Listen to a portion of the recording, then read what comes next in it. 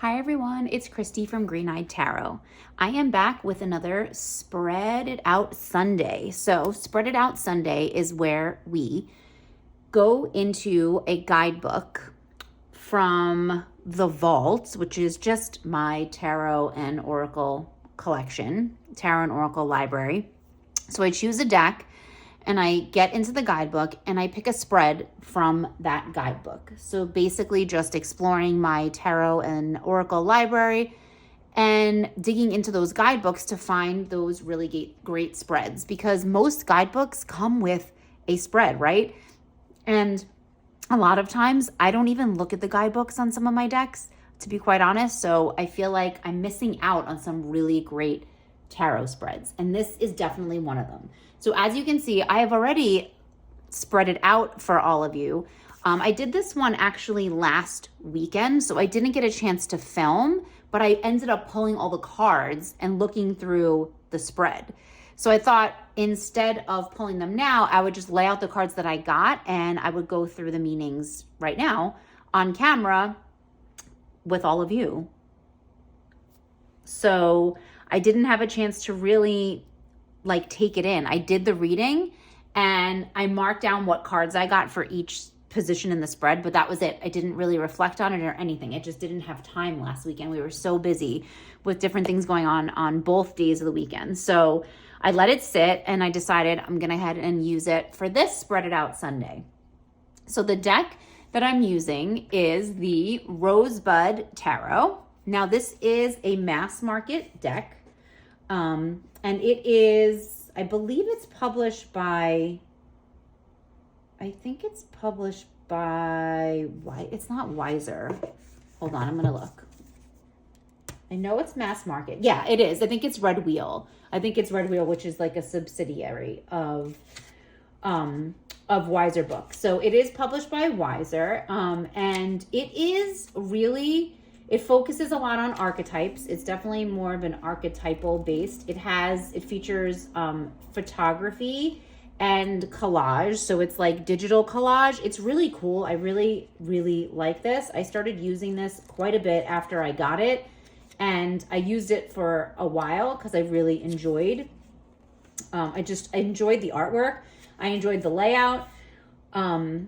But I never dug into the guidebook for the spreads. And I was blown away when I picked this up and I said, okay, let me check out the guidebook spreads. And there's one in the back and I will tell you what it is called. It is called the Rosebud Blooms. And it, to me, is so neat. So I'm so glad I dug into this guidebook. So it's called the Rosebud Blooms. The following spread is a contemplative assist during times of growth when there is the need to emerge from dormancy or while navigating changes. So this is actually an 8-card spread, and it's supposed to sort of resemble a blooming flower. I know it may not look like it from here, but the layout of the spread looks like this, a blooming. So it's supposed to look like sort of a flower blooming. So these would be the petals. It's so neat.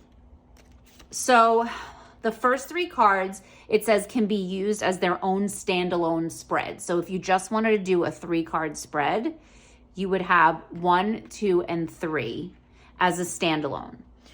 So card 1 is the sweetness at the center, the very heart of the matter. So that's this card. Then card 2 is the stem, the structure holding things up. And 3, that's this one, is the root, an important underlying factor. Now, the cool thing about this spread is that the creators also give an option for cards 4 through 8. So 4, 5, 6, 7, and 8, like I said, that sort of look like the petals of the flower, can be read either as a linear story from past to present to future, as a group of aids and challenges in the process of blooming, or as a set of meditations on what it takes to fully blossom. So I think that that's awesome. So not only are you getting the spread, but you're getting 3 different ways that you can possibly read this spread. So what I did was I chose B as a group of aids and challenges in the process of blooming. So that's where I went with this when I was thinking about how I'm going to read all the cards together. So this is the Rosebud Bloom spread from the Rosebud Tarot. Again, I just think it's amazing. I love the diversity of it in terms of you being able to use it a number of different ways. So again, number one, the sweetness at the center, the very heart of the matter. I got the 7 of water. And can I just say this entire reading is just filled with water energy. There's lots of water cards in this reading. I think I got 5 out of the 8 cards are water cards. So we're dealing with some emotions, those pesky little things called emotions. So as we know, the cups or the water suit in this case, in this deck, it deals with those emotions, those deep flowing emotions, whether they be positive or negative, just all the range of emotions we go through. And I think for times of change and transformation, like emotions and things are usually at the heart. I mean, emotions are at the heart of pretty much everything we do. So I got so many water cards in this reading. So for me, the 7 of water, which would be the 7 of cups, the 7 of water, to me, the heart of the matter, to me, it's something like distractions, right? We know that it's like a card of like lots of choices, or that very daydreaming about lots of different things. To me, I see it more as a distraction type of situation at the heart of the matter, where I may be distracted by too much. I tend to get into these things, like into these funks where I get distracted by everything. Like there's like too many books I want to read. Well, finish the book that you're reading first and then you can read that. Like the book is not going anywhere, but I get so distracted by all these things. Or I have all these plans, right? Like things I want to do, like Saturdays and Sundays, or projects I want to devote my time to, or hobbies I want to devote. And it's like there's not enough time in the day and I get so distracted. Sometimes I get so distracted that I just give up. Like I don't devote any time to any of it. So that's very frustrating. So for me, for my situation, just thinking about things that come up for me. And like, especially recently, that's what the 7 of water is signifying. So that's the heart of the matter for me. The stem, which is number 2, is the structure holding things up. And I got the moon, again, another watery card. And for me, the moon here, I feel like probably means something like delusions, or like something that was once dreams that may be just delusions now, like in terms of I'm sort of creating these delusions based on all these distractions I've had. I'm creating these delusions in my head, right, of things that are causing me to feel like guilt and like things like that. Like I'm feeling guilt about not devoting time to things, like, and allowing the distractions to get in the way of me actually doing things. So I feel like the moon, there's some of that, like very like, things that are hidden, like stuff that I'm probably burying so that it doesn't come up, or it doesn't make me feel that way. So I'm sort of pushing those feelings aside. Again, very watery energy. Maybe I'm suppressing those feelings about like the stuff that I'm letting get in the way of me actually doing what I want to do. So these distractions and things. So the third card is the root, an important underlying factor. And I got the 10 of earth. And so to me here, this root is really kind of thinking about what genuinely brings me happiness, and what do I consider to be like genuine abundance, right? We think of the 10 of earth as being like, it's the 10 of pentacles. So it's like that very like, that it's like deals a lot with wealth and like the legacy of wealth and things like that. So maybe honestly, the root or an underlying factor is, what is my legacy? Like, what is a legacy and what does that mean? And where will my legacy be? Like, what is my legacy going to be? Is it going to be this YouTube channel? Is like that it? Like, is it going to be that little tiny, tiny piece of the tarot world and the things I talk about on this channel? Is it going to be the work that I do in my job, in my professional life? And how are all of these distractions like getting in the way of me actually leaving a legacy, or even figuring out what that is for me, and what that means, and like what genuine wealth means, really. So that's an underlying factor to me. That's what I'm getting from the 10 of earth. So then we're going to read the 4 through 8 cards. Like I said, I decided to make that a group of aids and challenges in the process of blooming. So for number 4, I got the 9 of earth. And to me, the 9 of earth is challenging. I think it's a challenge, and more so a challenge than an aid. I feel like it's asking me the question of like, what is success? Like, how am I defining that? Is it like, what is worthy? Like, are these things that I'm trying to devote my time and attention to even worthy? And is it worthy work for me? And how am I defining like success with those projects, especially if they're hobbies? Like, if they're a hobby, like it's a hobby, right? It's supposed to be fun. It's supposed to be relaxing. It's supposed to be a way to spend time. And like, so how is success even tied to something like that based on the projects and things? So number 5, I got the death card. Again, I'm thinking of that as more as a challenge, like resistance. I feel like the death card reversed, or the challenging side of the death card, is instead of moving through that like transformation and change and getting rid of the things that don't serve us, to make room for the stuff that does, is that resistance to it. So like I'm resisting like the natural process of things, or there's some resistance there, definitely. For the number 6 card, which is up here at the top, I got the 10 of water. So what we would see as the 10 of cups. So the 10 of water, again, lots of water energy in this reading. And I feel like the 10 of water is more of an aid in this situation, maybe not a challenge, but more of an aid in that the idea of what's bringing me emotional fullness, right? What's filling my cup up, and what's bringing me that really, what is going to make me happy, right? What's going to fill me up emotionally. And so is that what I'm focusing on? Is my focus on that, or am I focusing on things that like I think I should be doing, right? Or like, am I being influenced by outside things, right? Am I allowing all these distractions to really just influence me in a certain direction instead of me just doing the things I want to do because they make me happy and they fill me up emotionally? So that's where I think the 10 of water is coming in. Okay, number 7, I pulled the hang up, which would be the hanged man or the hanged one.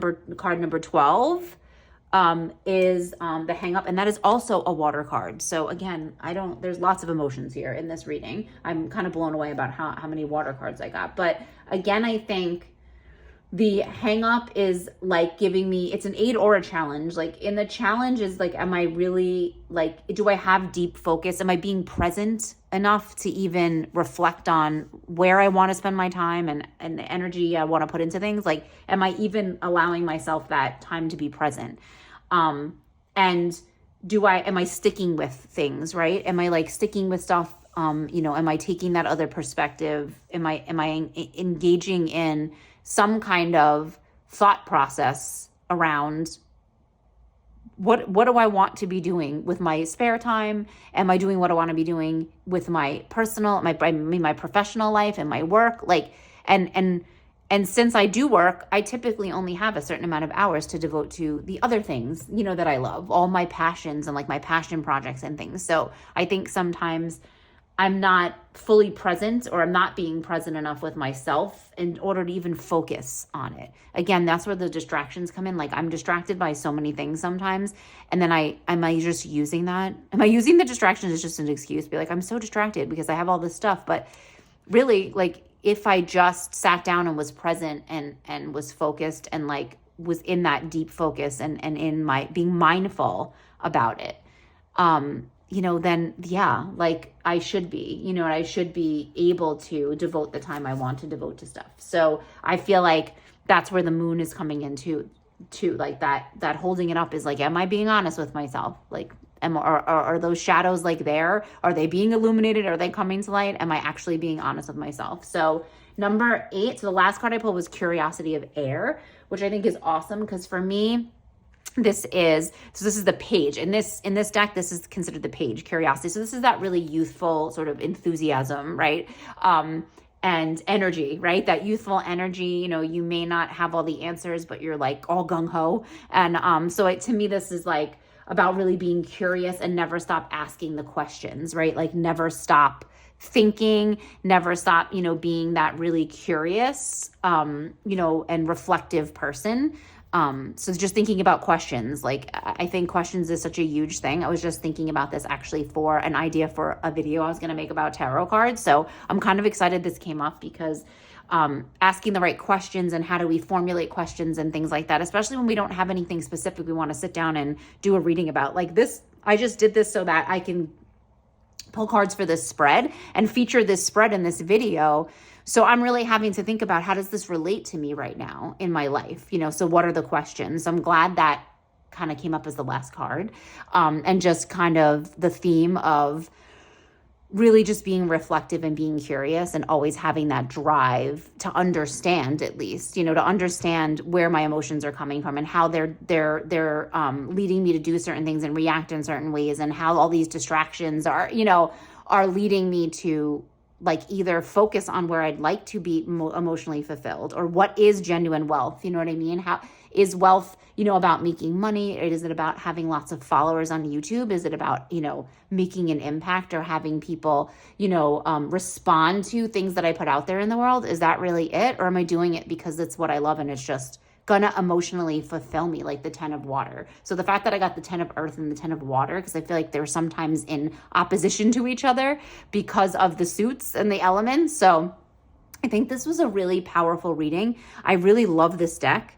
I think it's, I really like the energy of it. And I just like the photo, the fact that, like, the photos are in black and white, but the rest of it is in color. I really like that kind of duality in there with the black and white. And this spread is just amazing. The fact that you can use it in so many different ways. I just think it's a great spread. Again, it's the Rosebud Blooms from the Rosebud Tarot. It's in the back of the guidebook. And this is what the layout looks like when you lay all the cards out. And I just like the idea of using these petal cards, these 4, 5, 6, 7, and 8 cards as however you want. Like, there's 3 options. So for me, this is a great spread. I'm so glad I dug into it. Please let me know if you have the Rosebud Tarot, if you've ever done this spread. What were the messages? Did you like it? Is it too many cards? To me, this is a lot of cards for me, like, in a spread, to be quite honest. But I really like it. And it's getting me more comfortable in having all of these cards out in front of me. So I'm very glad I dug into it. So let me know your thoughts about this spread. Let me know any other spreads. Are there any decks that you'd like me to feature next week? Because next Sunday we'll do another spread. Maybe there's a specific one that you've done before from a guidebook in your collection. If I have it, then I'm happy to pull it out, and we'll feature that on the next Spread It Out Sunday. Until then, I'll see you in the next video. Bye.